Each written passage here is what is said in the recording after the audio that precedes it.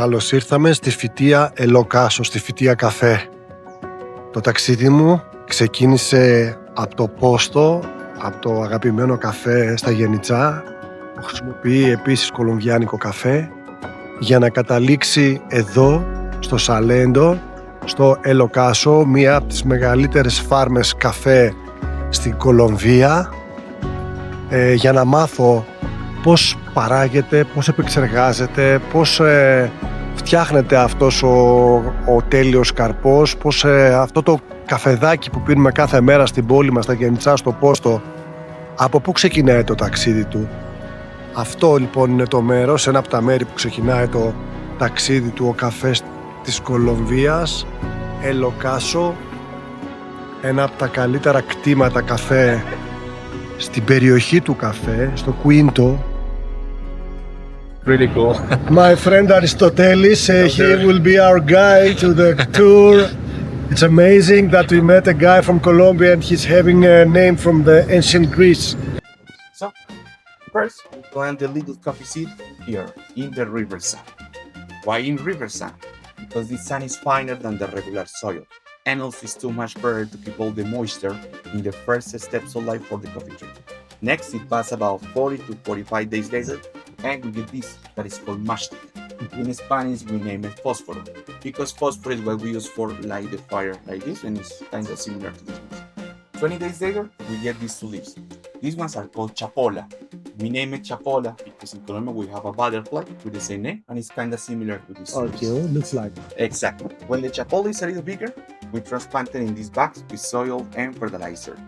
Those bags are full of nutrients, the necessary for the growing process for the coffee tree. Next, it passes about 7 months later.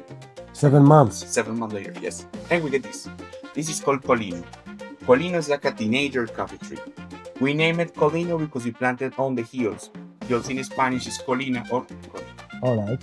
When that colino reaches a height between the 40 to the 45 centimeters, we planted here in what we call the coffee rows. In Spanish, this is called surcos. Surcos are the rows that you can find between those lines of coffee trees.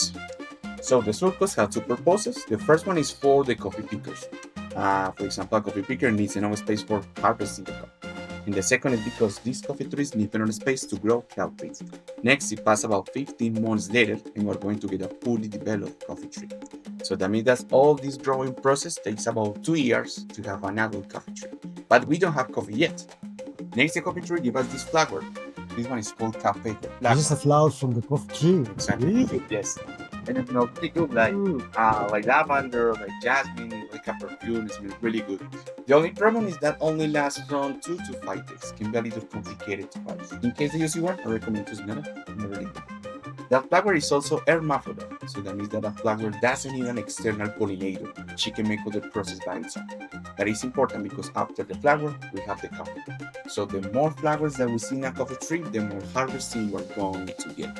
Next, from the exact place where you found the flower, you will find the coffee. When the coffee is just growing, it's really common to see this green color. So that means that those ones are not ready. Manage the flower, will fall. And it passes about 9 months later, and we get the first production of coffee. And we have red coffee cherries and yellow coffee cherries. There are two spices. Exactly. Okay. Also, there are other ones that are kind of orange, they're different, but these ones are considered the most popular in terms of the colors. So the red ones are the most common, but the yellow ones are from this color due to mutation. So yellow ones don't have enough pigment to be like the red ones. Flavors are different. Red ones give you sensation more similar to the red fruits, like strawberries, like cherries, like raspberries. And yellow ones can give you more citrus sensation, like the yellow fruits, orange, pineapples, tangerines, passion fruits. The only problem with the yellow ones is that those ones are really hard to find. You can only get it for about the 5 to the 6% of all the production of coffee. Do you know before which one will be yellow? No. No, because it's sanitation, we can control that. Okay, you can plant a seed from the yellow one, and that is not a guarantee that you can get it. Okay. That is the problem with those ones. Okay. Yes. In one coffee tree, you can get red ones or yellow ones, but never both of them in one. Okay. When those coffee cherries are ready to be harvested, we're going to get the first 5 years of production. The first year is good. The second one is better. The third one is the best of those 5 years. The fourth one is like the second one. And the fifth one is like the first one. So it's like a curve. You start like this, we reach the peak, the third year, and we start to decay. Only talking about the amount of coffee, because the quality will be really good. But those 5 years, we're going to cut it off the tree in a process that we call sokia. We need to cut it off the tree because we need to keep the good quality in the process. Remember that the coffee trees are living beings. The ones can feel the stress about the climate change. So the best that we can do is to cut it off. The good news is that those coffee trees will grow again. So it takes 2 years to be another coffee tree. It makes yet another 5 years of production.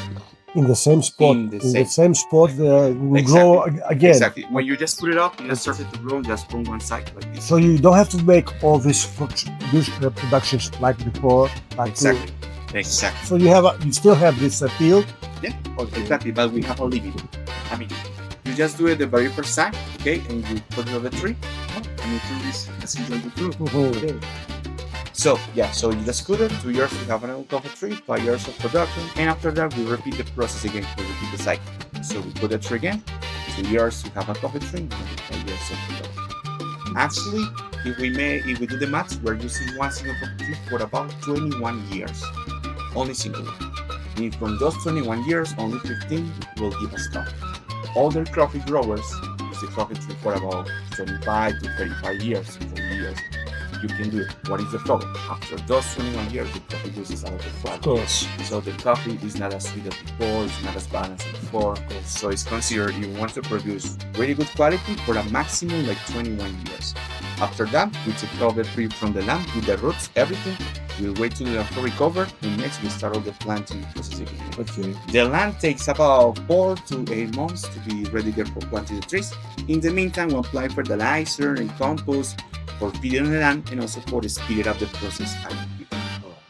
So far, do you have any question about it? No, I just wanted to ask you if you have yellow or orange beans.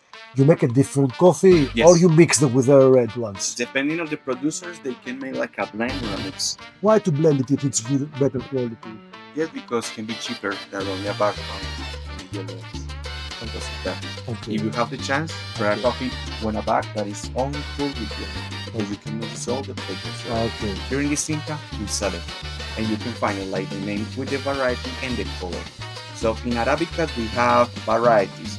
For example, we have Geisha, Bourbon, Castillo, Tabi.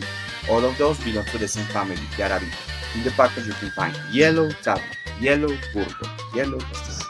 Like this variety is global, or only in Colombia you call it like bourbon. Bourbon is global name of the Arabica coffee. Yes, exactly. For example, there is one that is really popular named Bourbon.